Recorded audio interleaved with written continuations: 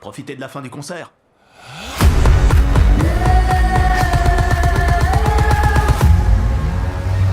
Bonjour tout le monde, bienvenue pour cette nouvelle vidéo critique dans laquelle aujourd'hui nous allons parler de Trap. Je tiens juste à préciser que c'est la deuxième fois que j'enregistre cette vidéo parce que tout simplement problème de son que j'ai eu le malheur de pas vérifier sur l'instant T. Maintenant ça n'arrivera plus, on est bien d'accord. Du coup, bienvenue pour cette nouvelle vidéo dans laquelle du coup on va parler de Trap qui est un film écrit et réalisé par M. Night Shyamalan qui est sorti le 7 août 2024. C'est le deuxième film de la famille Shyamalan parce que la fille a sorti un film qui est sorti en juillet par là, que je n'ai pas vu. Mais voilà. Et on a aussi une autre fille dans ce film du réalisateur qui est Saleka Shyamalan qui joue l'artiste, la chanteuse qu'on voit dans le film qui est Lady Craven. Nous avons aussi Josh Hartnett qui joue Cooper alias le tueur en série, on le voit dans la bande-annonce, jusqu'à là, c'est pas trop un spoil. Je vais, pour aller dans les détails du film, je vais être obligé de spoiler, donc cette vidéo contient des spoilers. Comme ça c'est dit. J'ai noté aussi Ariel Donog, j'espère que je le dis bien, ou Donogu peut-être, je ne sais pas, qui joue Riley, donc la fille du tueur en série, qui d'ailleurs est accompagnée par son père du coup au concert. Donc l'histoire vite fait, c'est l'histoire donc du tueur en série Cooper alias le boucher. La police est mise au courant que le tueur en série va se rendre au concert et donc les policiers forment une sorte de barrage autour de la salle de spectacle. Je sais pas ce que c'est pas un zénith, mais c'est une très grande salle de spectacle vraiment.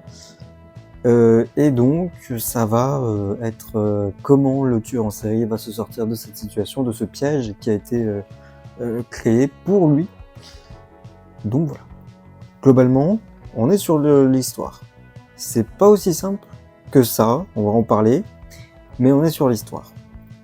Vite fait sur les notes, comme d'habitude Allociné, note côté presse, nous sommes à 2,5 sur 5, et côté spectateur, nous sommes à 2,9 sur 5. Écoutez, je vais y aller directement franco. Je vais parler d'abord du personnage principal de l'acteur, donc Josh Hartnett. C'est un bon acteur dans ce film. Pour le coup, le film est vraiment porté sur ce personnage. Donc voilà, si déjà il y avait un truc qui foirait, à ce niveau-là, ça aurait été compliqué. Personnellement, j'ai trouvé le film plutôt cool.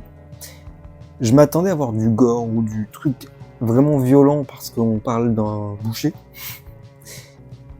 Juste ça. En tueur en série. Et du coup, je me suis vraiment dit que il y avait possibilité pour que ce soit pas vraiment pour moi, ce genre de film.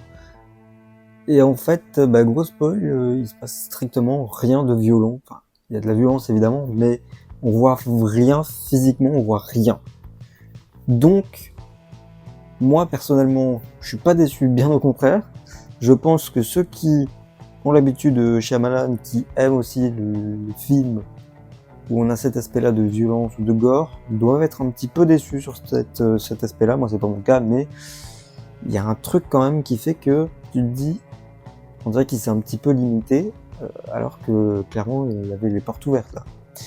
Donc bon, moi je sais pas, personnellement, j'ai mis un 6 sur 10 sur le film parce que j'ai beaucoup plus apprécié par exemple que Old ou Knockout de Kevin, les deux derniers films de M. Night Shyamalan. Il y avait Glass aussi. Alors Glass c'est 2018 ou 2019. J'avais bien aimé parce que j'ai bien aimé aussi Incassable, Split et Glass. Pour moi c'est une très très bonne trilogie, donc que je vous conseille d'ailleurs. J'ai oublié de faire le palmarès aussi, mais il a fait le sixième sens, The Sign, Le Village aussi. J'en oublie plein, mais c'est ce que j'avais en tête et ce que j'ai regardé. J'ai pas trop aimé Le Village, mais le reste j'ai bien apprécié, donc j'avais vraiment envie de voir. J'espérais que ce film me remonte un peu avec M. Night Shyamalan, et c'est le cas pour le coup. Évidemment, il y a le caméo habituel du réalisateur. Cette fois-ci, il joue un staff de la chanteuse qui doit s'occuper de trouver avec d'autres personnes la fille qui, dans tous les concerts, danse avec la chanteuse pendant une chanson. En l'occurrence, la fille, là, ça a été la fille du tueur en série, comme par hasard. C'est pas totalement un hasard, puisque, évidemment, le tueur en série cherche une façon de se sortir de cette situation. Parce qu'il a compris que c'était un piège, et donc, il va essayer de faire tout ce qu'il peut pour passer à travers les grilles et les mailles de la police. Alors, on arrive à ce moment-là, dans le film, je pense qu'on est au middle.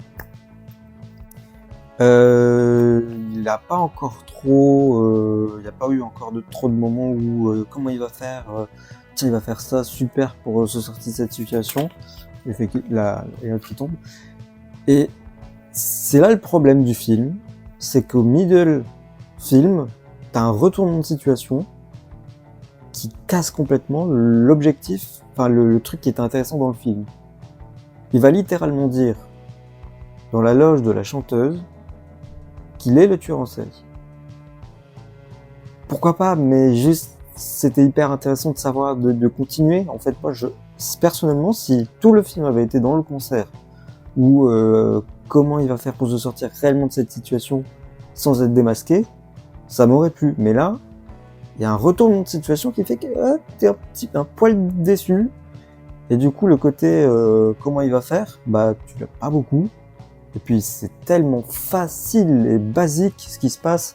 C'est vrai que j'ai vu beaucoup cette critique, comme quoi effectivement le scénario était trop facile.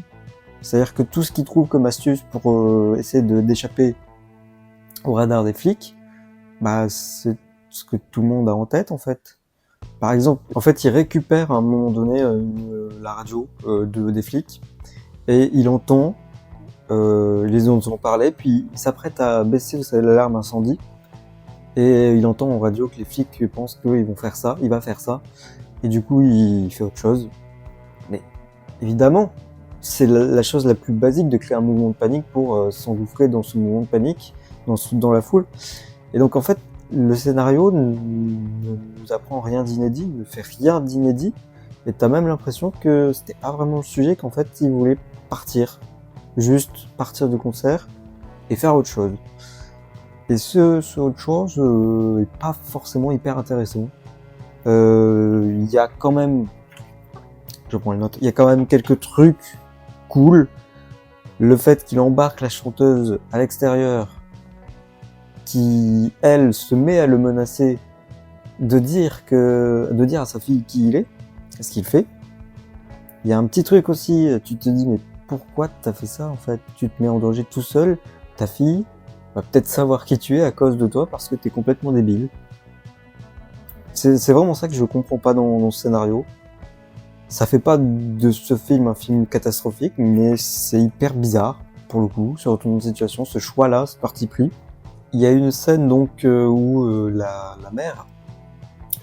chanteuse pardon, propose de les déposer chez eux et la fille a dit ah mais ce serait trop cool que vous visitiez chez nous. Évidemment la chanteuse a dit oui. Pourquoi? Parce qu'elle va pouvoir avoir un téléphone peut-être et voilà, passer un message. Parce que pour être très honnête avec vous, j'ai oublié un petit détail, mais c'est que le tueur en série, dans son téléphone à un moment donné pendant le concert, il est aux toilettes, il regarde et il a kidnappé quelqu'un, il est en train de le voir souffrir. Ce détail-là est vraiment... En fait, s'il n'y avait pas eu ça, le film aurait été pratiquement pareil. C'est juste qu'à la place de lui faire libérer cette personne, la chanteuse aurait tout simplement appelé les flics. Vraiment, j'ai pas trop compris l'intérêt, mais bon. Et donc, dans ce bon passage-là où elle, la chanteuse, est chez le tueur en série, il y a une scène super cool avec de la tension. Elle est enfermée, elle s'enferme aux toilettes, et puis t'as le tueur en série, tu vois pas ce qui se passe derrière, il y a sa mère, la mère de la fille donc, sa femme, t'as la fille, je sais pas s'il y a quelqu'un d'autre, Et il y a un moment de panique qui se crée parce qu'il défonce la porte, les autres, la mère, la fille, elles comprennent pas ce qui se passe. Il y a une tension hyper intéressante qui se crée là, donc là pour le coup c'est un truc hyper positif dans le film, c'est cette scène de tension qui est super cool, mais il y a encore un souci, c'est que tout va trop vite. Le concert en soi va pas trop vite, mais tout ce qu'il y a, tout ce qui se passe, va super vite après. On n'a pas le temps de prendre le temps justement. Parce que la scène de tension est cool, mais ce qui se passe après, c'est comme ça part super vite. Vraiment, il y a un truc aussi où c'est un peu tordu, c'est-à-dire que il réussit à s'échapper des flics en se déguisant en flic en une seconde, je sais pas comment il fait, mais vraiment en une seconde, il est en tenue de flic, tout va bien, il est sorti d'une voiture où tout le monde est en train de regarder, lui il est à l'extérieur, il dit mais c'est quoi? Tout va beaucoup trop vite, c'est pas possible. Ouais, il y a des retournements intéressants, mais bon, hyper visibles, prévisibles, pardon. Et malheureusement, c'est comme le climax. Le climax, tu le comprends assez vite. Tu te doutes assez très très vite de ce qui se passe. Encore une fois, c'est un spoil. La mère, en fait, avait compris avant le concert des comportements suspects de son mari, très suspects, et voilà.